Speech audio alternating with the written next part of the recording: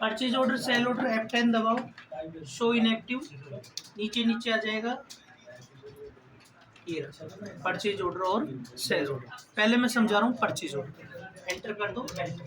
ये same purchase की तरह बनेगा, बस इसका खातों पे कोई प्रभाव नहीं पड़ेगा, अर्थात ऑर्डर का खातों पर कोई प्रभाव नहीं पड़ता।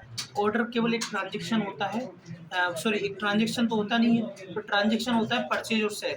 पर प्रैक्टिकल में होता क्या है, जब कोई ऑर्डर दिया जाता है तो कल की तरह वो सामने वाला मुकर नहीं सकता कि क्या रेट, जैसे कई रेट ऐसे होती है जो रोज फ्लैक्चुएट, सोना चांदी है वो रोज फ्लैक्चुएट होता है। आज आपने इस भाव का लिखा दिया कि भाई साहब 4 दिन बाद मेरे रिंग तैयार कर देना, पर रेट आज की लो क्योंकि आप ऑर्डर लिखा गए उसको।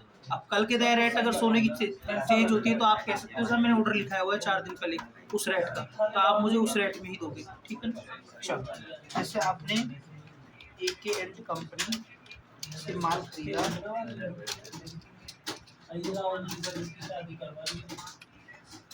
यार ये बहुत बड़ी जिम्मेदारी लेके बैठा हूँ।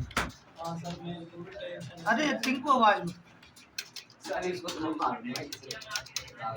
ओल्ड सी करके डाल दो, खल खल जैसे पशुओं को दी जाती है ना। जैसे आपने 1000 kg खल खरीदी, 40 के भाव से ऑर्डर ले लिया आपने कि भाई साहब 40 के भाव से मुझे कल भेज देना। अब देखोगे आप पेंडल में कुछ नहीं दिखेगा क्योंकि ऑर्डर कोई ट्रांजैक्शन नहीं होता। अब इस ऑर्डर के एवज में आप खरीदोगे वो ट्रांजैक्शन कहलाएगा। जैसे F9 वो 2 दिन बाद आपको माल भेज देता है उस ऑर्डर के एवज में, bill number, party AK and company.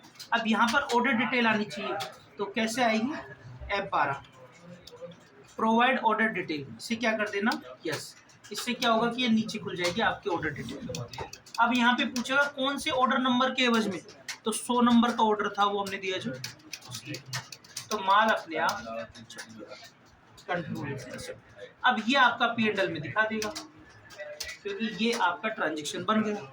तो पहले ऑर्डर दिया जाता है जिसका कोई खातों प्रभाव नहीं पड़ेगा, फिर उस ऑर्डर के एवज में खरीदा और बेचा जाता है।